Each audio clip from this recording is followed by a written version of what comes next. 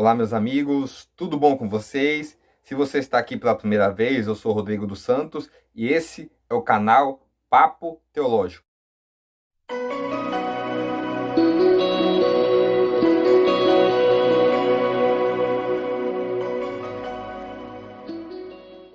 Irmãos, essa é a segunda aula do curso do Panorama do Novo Testamento.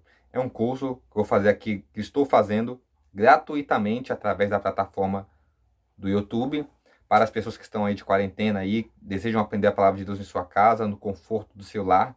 Então eu estou fazendo um curso do Panorama do Novo Testamento. O intuito desse curso é trazer ferramentas práticas e um conhecimento contextual, histórico, para que você possa estar mais preparado para entender as mensagens do Novo Testamento. O primeiro vídeo eu fiz sobre o período interbíblico, os 400 anos de silêncio entre Malaquias e Mateus. No vídeo de hoje nós vamos entrar nos evangelhos, o evangelho de Mateus, Marcos e Lucas. Antes de abordarmos os evangelhos, eu preciso que você entenda que o Novo Testamento ele é dividido em categorias. São 27 livros, dividido em 5 categorias: evangelhos, livros históricos, cartas paulinas, cartas gerais e livro profético.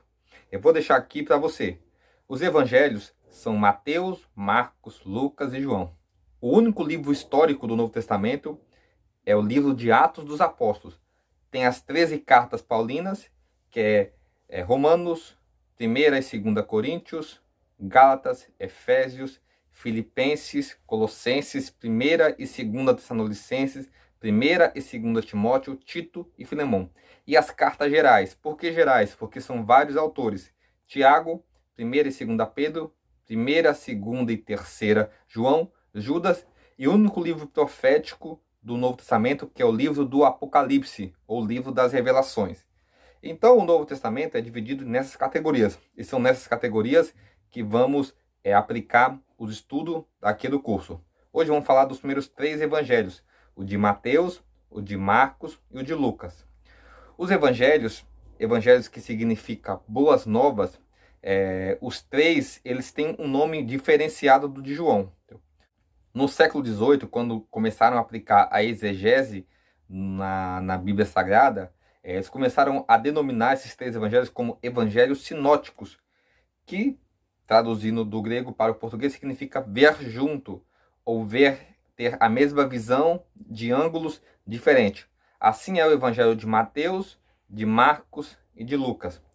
Cronologicamente falando, o evangelho de Marcos foi o primeiro a ser escrito. Ele tem 16 capítulos.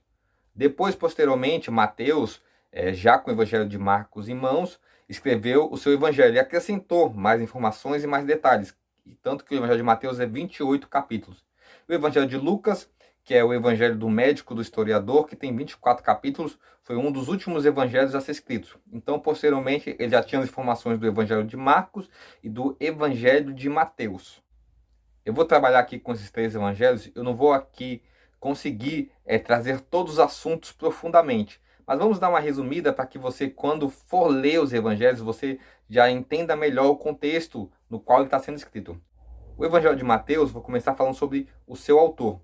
Mateus, ele era um publicano, cobrador de impostos, e ele foi chamado por Jesus para ser discípulo e depois, posteriormente, apóstolo.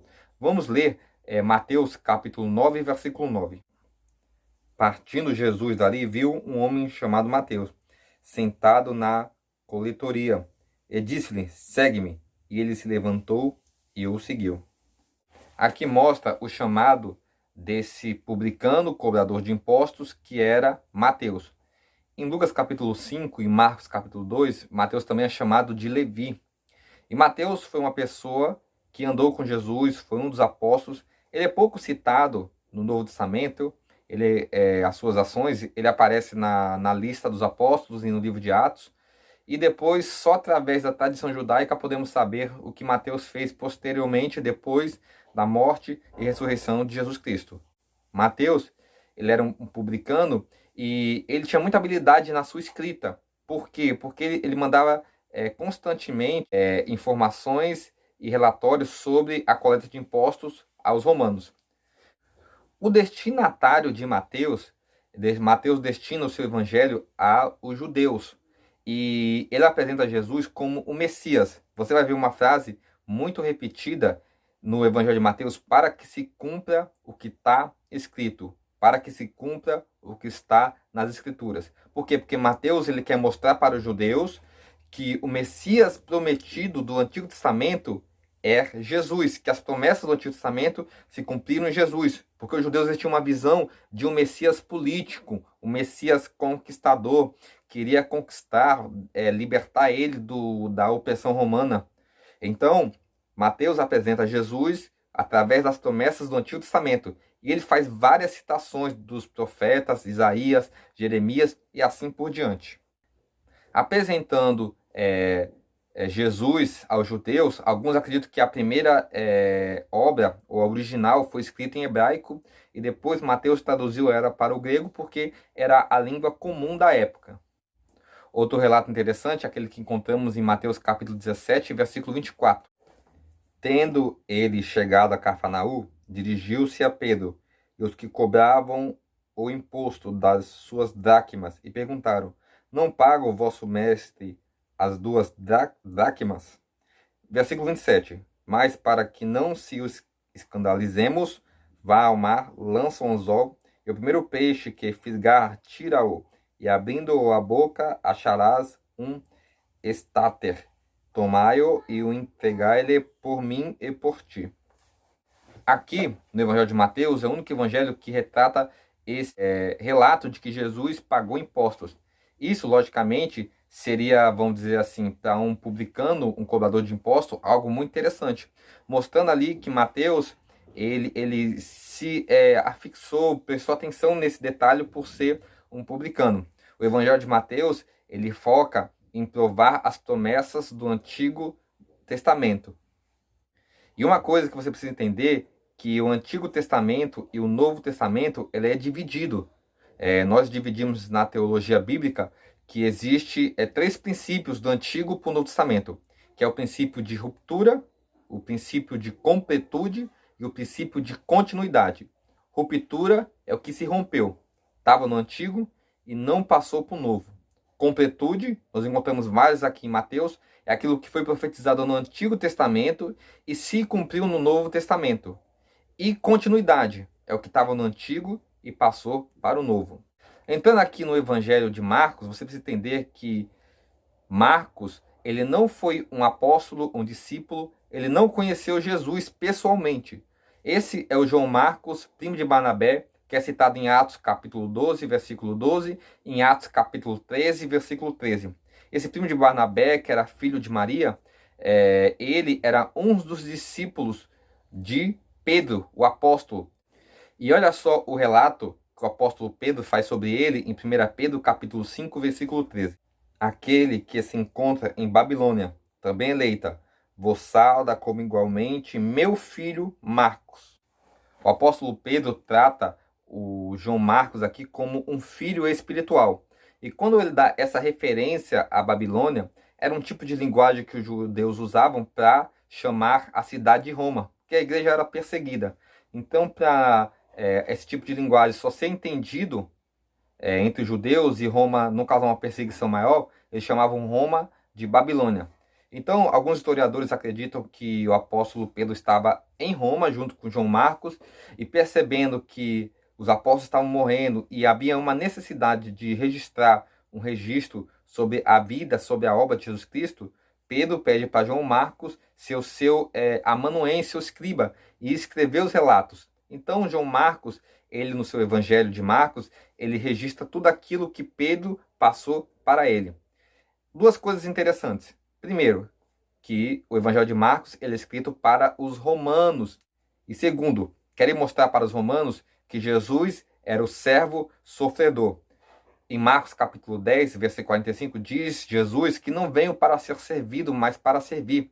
Se você lê os 16 capítulos do Evangelho de Marcos, é constantemente mostrando Jesus trabalhando, servindo. Por quê? Porque querem mostrar para os romanos que Jesus foi e é o maior servo da humanidade.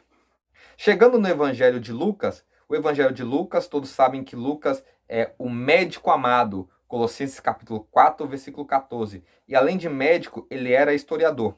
Lucas também foi outra pessoa que não conheceu Jesus, não andou com Jesus. Ele foi um dos companheiros de Paulo na sua comitiva missionária. E o seu evangelho começa com um relato muito interessante. Vamos ler em Lucas capítulo 1, versículo 1. Visto que muitos houves que entenderam uma narrativa coordenada dos fatos que entre nós se realizam, conforme nos transmitiram os que desde o princípio foram deles testemunhos oculares e ministros da palavra. Igualmente a mim me pareceu bem, depois de acurada investigação de tudo desde sua origem, dar-te por escrito, ó excelentíssimo Teófilo, uma exposição em ordem. Então veja que Lucas aqui ele fez uma acurada investigação. Lucas não recebeu uma revelação divina, uma revelação sobrenatural, mas ele pesquisou os fatos desde sua origem. Foi como um detetive perguntando, pesquisando, viajando, para fazer ali uma exposição em ordem. Alguns teólogos dizem que o Evangelho de Lucas é a maior obra-prima do Novo Testamento pela sua organização e pela sua beleza. Lucas registra em detalhes minuciosos as enfermidades que Jesus curou, por ele posteriormente ter sido um médico. E como historiador, ele foi muito capaz em adquirir essas informações e escrever com ordem e com clareza para o excelentíssimo Teófilo. Teófilo, que era um grego. E Lucas não escreveu apenas para Teófilo, mas para Teófilo e todos os gregos. Lucas queria mostrar que Jesus era o homem perfeito. E por que Lucas quis mostrar Jesus como um homem perfeito? Lucas escrevendo para um povo culto, douto, que eram os gregos, e que acreditavam na perfeição do homem. Os gregos eles tinham filosofia e cultura que qualquer ser humano poderia se tornar um deus, um homem perfeito. Como? Se eles fossem capazes filosoficamente, intelectualmente, buscassem um intelecto até o máximo e fossem fortes, belos, preparados fisicamente. Então eles buscavam a força através da mente e a força do físico. Eles queriam ser muito inteligentes e também ser muito fortes esteticamente. Não sei se você já ouviu aquela frase, o deus grego. Por quê? Porque os gregos eles buscavam a estética de beleza física e também buscavam o intelecto. Tanto que as duas cidades elas se confrontavam nisso. Atenas era a central da filosofia, da cultura, do intelecto, e Esparta era a central da guerra, da batalha, os homens preparados, fortes. E eles faziam a junção dos dois, tanto de Atenas quanto de Esparta, para buscar ser um homem perfeito. Aí vai Lucas, escreve o seu evangelho e mostra quem realmente foi perfeito, que é Jesus Cristo. Os três evangelhos, eles se retratam em seus versículos, capítulos, eles contam a mesma história, só que de pontos de vista diferentes. Logicamente que alguns contam algumas questões específicas. O evangelho de Mateus, que mostra ali a Jesus pagando os impostos, e somente no evangelho de Mateus tem esse acontecimento. O evangelho de Lucas, que é o único que registra alguns trechos ali da infância de Jesus, algumas experiências, quando Jesus tinha 12 anos ali no templo, ali, e chamam Jesus de sábio. Então, os evangelhos, eles querem apresentar Jesus de alguma forma. Mateus apresenta Jesus como o Messias prometido, Marcos apresenta Jesus como o servo sofredor e Lucas apresenta Jesus como o homem perfeito. Cada evangelho apresentando Jesus, apresentando o evangelho de Cristo na sua perspectiva. Mateus, numa posição de judeus, Marcos, numa posição de gentil para os romanos, e Lucas, no seu intelecto, apresentando de uma forma ordenada, organizada para os gregos. Os evangelhos se completam. Eu aconselho a você ler os evangelhos, busque os evangelhos de Cristo. E com essas informações, eu creio que você vai conseguir entender o contexto histórico que cada um foi escrito. O primeiro, cronologicamente, como eu disse aqui, foi Marcos, depois Mateus e depois Lucas. Então, eu deixo essas informações aqui. Essa é a segunda aula do curso. Creio que você esteja aí acompanhando. Anote, escreva, medite nos textos que eu citei aqui. Medite no conteúdo. Se você quer adquirir a apostila, onde está todo esse conteúdo, eu vou deixar aqui o meu e-mail, meu WhatsApp, meu Instagram, me chama lá, tiver alguma dúvida lá, me põe lá no Instagram, porque as dúvidas sobre essas aulas eu vou responder lá no Instagram. Então coloca a dúvida lá, Comenta lá nas minhas publicações que eu vou estar lá juntando todas as perguntas e tentando responder aí com melhor clareza. Vamos orar aí para que Deus possa fortalecer a nossa nação, para que essa pandemia passe o mais rápido possível. Eu vou deixar aqui na descrição, vou deixar 2 vídeos aqui para você, o vídeo da introdução do curso, vou deixar aqui, e esse vídeo aqui, que é sobre regras da hermenêutica, que vai te ajudar na interpretação bíblica. Eu vou deixar esses 2 vídeos aí, entre lá, se inscreva no canal, nos ajude a compartilhar teologia, e você já sabe, se o papo é teologia, esse é o seu canal.